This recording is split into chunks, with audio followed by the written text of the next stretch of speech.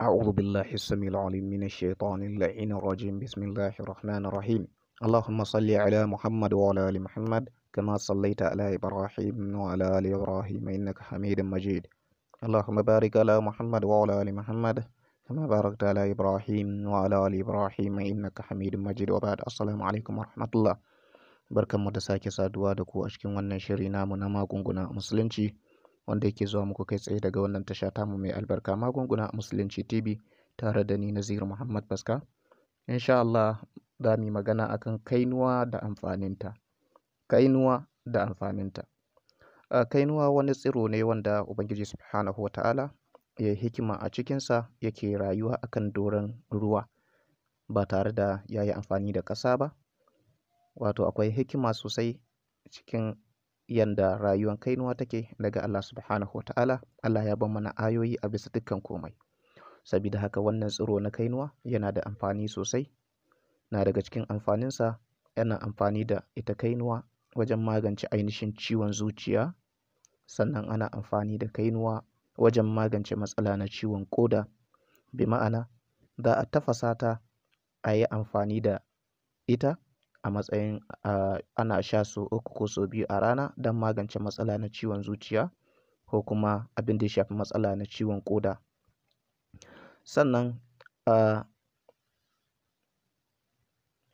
Sannan kuma akwai abin da yake cikinta, bi ma'ana ruwan da ke cikinta kenan. Wannan ruwa idan misali da yake akwai ruwa da ake samun ruwa a cikin mutum, ruwa ya taru a cikin mutum. Shi ma amfani da kainuwa yana magance wannan matsala na ainihin wannan taruwar ruwa da yake taruwa a cikin mutum. A rasa mai matsalan koda motsi yana jin wannan ruwan a cikinsa. To idan ana amfani da kainuwa, imma a dafa ta, tafasa ta kenan, ko kuma a yi amfani da garinta, a busar da ita a yi amfani da garinta, yana da tasiri sosai da sosai wajen magance wannan matsala na wannan ruwa da yake cikin ɗan adam. Sannan kuma ana iya amfani da garin kainuwa, a samu cokali ɗaya na garin kainuwa a tafasa shi. In aka tafasa shi za a ringa ainihin sha safe da rana da daddare don magance matsala na mafitsara. Wanda ke fama da matsalan mafitsara to zai yi amfani da ainihin garin kainuwa cokali ɗaya. Imma dai ya tafasa shi ko kuma a zuba shi a cikin ruwan zafi ana sha, yana magance matsala na mafitsara. Sannan amfani da garin kainuwa cokali ɗaya a cikin ruwan zafi ko a tafasa yana magance matsala na ciwon ƙoda. Imma dai infection ne na ƙoda ɗin ko kuma kumburin ƙoda, duka yana magani da ikon Allah. Ana shan shi sau 3 a rana. Bi ma'ana za a sha cokali ɗaya a tafasasshen ruwan zafi ko a tafasa da safe. Haka da rana za a sake shan cokali ɗaya garin kainuwa kenan a cikin ruwan zafi ko kuma a tafasa. Haka da daddare ma za a sake ɗiban cokali ɗaya a tafasa ko kuma a zuba a ruwan zafi a sha. Yana da tasiri sosai wajen magance matsala na infection na ƙoda ko kuma kumburin ƙoda insha Allah. Sannan akan abin da ya shafi diabetes, shi ma za a yi amfani da wannan haɗi na garin kainuwa cokali ɗaya da safe, cokali ɗaya da rana, cokali ɗaya da daddare a cikin tafasasshen ruwa ko a tafasa. Shi ma yana magani na matsalan diabetes. Sannan ga wanda ke fama da anemia, sickle cell anemia, rashin jini kenan, ciwo na rashin jini, ƙarancin jini a jikin mutum, da larabci ana ce mishi faqratid dam. Insha Allah shi ma wanda ke samun wannan matsala zai yi amfani da garin kainuwa, yana sha sau 3 a rana, safe, rana, dare a cikin tafasasshen ruwa ko a zuba a cikin ruwan zafi.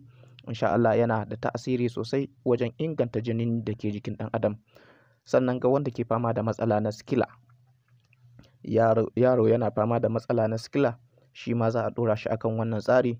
Insha Allah yana da tasiri sosai wajen magance matsala na sikila. Sannan wanda ke fama da matsala na gudawa, bi ma'ana yana yin bayan gida wanda yake gudawa, shi ma za a yi amfani da wannan haɗi na ainihin garin kainuwa. Za a tafasa cokali ɗaya da safe, cokali ɗaya da rana, cokali ɗaya da daddare ana sha. Insha Allah yana da tasiri sosai wajen ainihin tsaida wannan matsala na gudawa. Sannan ga wanda ke fama da matsala na kumburin gaɓoɓi. Abin da za a yi shi ne za a samu garin kainuwa cokali ɗaya a tafasa ko kuma a sha shi, a zuba shi a ruwan zafi a sha, ko a zuba a kunu ko a koko a sha sau 3 a rana. Idan ciwon ya yi tsanani mutum zai sha sau 3, idan bai yi tsanani ba kuma mutum zai ringa sha bi ma'ana cokali ɗaya sau 2 a rana don magance wannan matsaloli kamar haka. Matsala na farko shine yin hakan tana magance kumburin ciki ko rashin cin abinci. Wanda ke shan garin kainuwa a cikin tafasasshen ruwan zafi ko kuma a koko ko a kunu sau 2 ko sau 3 a rana yana magance matsala na kumburin ciki ko kuma rashin cin abinci. Hakanan yana magance matsala na kumburin gaɓoɓi, wanda gaɓoɓin shi suke kumbura.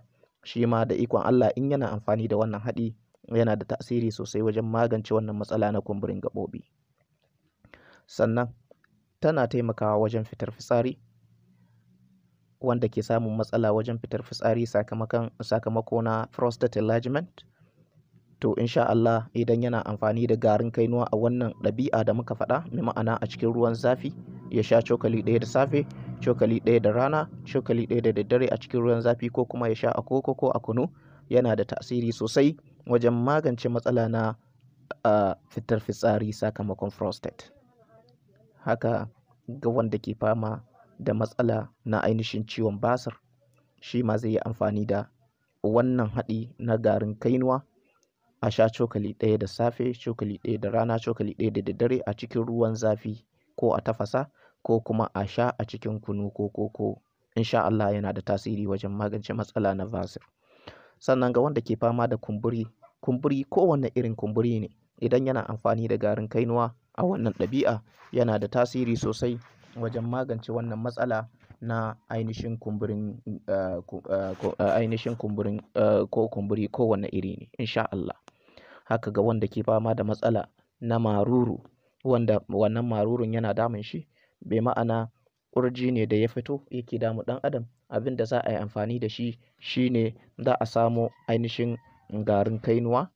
In aka samo garin kainuwa ko kuma a ainihin dandaka kainuwa, sai a sa a gurin, sai a samu tsumma mai tsafta a ɗaure. Insha Allahu yana kashe wannan matsala na ainihin maruru da ikon Allah.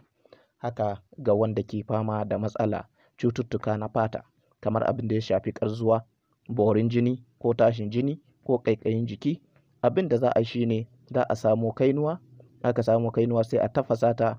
In aka tafasa ta sai a ringa yin ainihin wanka da wannan ruwan da ɗuminsa. Insha Allahu yana magance dukkanin waɗannan matsaloli na fata, abin da ya shafi ƙarzuwa, borin jini ko tashin jini ko ƙaiƙayin jiki. Insha Allah yana da tasiri sosai.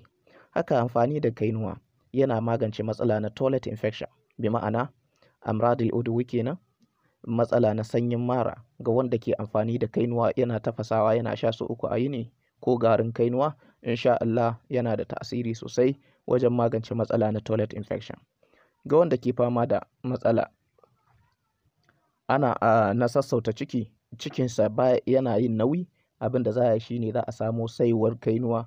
Shi kuma saiwar kainuwa za a tafasa ta, shi ma ko a sa ta a ruwan zafi a ringa sha. Tana da tasiri sosai 100% wajen ainihin sassauta cikin ɗan adam wanda cikinsa yake masa nauyi da ikon Allah subhanahu wa ta'ala. Wannan na daga cikin kaɗan daga cikin amfanin wannan tsiro na kainuwa wanda take rayuwa akan doron ruwa. Ubangiji subhanahu wa ta'ala ya datar da mu, ya yaye dukkanin cututtukan da suke damun mu, marasa lafiyar mu na gida da na asibiti. Allah ka ba su lafiya, mu kuma da muke da lafiya Allah ka kara mana mai amfani, ka ba mu ikon yin aikin da kake so kai da shi da ita. Kar ku manta da ku danna mana subscribe, sannan ku danna ƙararrawar sanarwa da zarar mun ɗora sabon shiri ya iso zuwa gare ku. Mun gode da kallon mu da sauraron mu. Da wannan nake cewa wallahu ta'ala a'lam. Wassalamu alaikum wa rahmatullahi.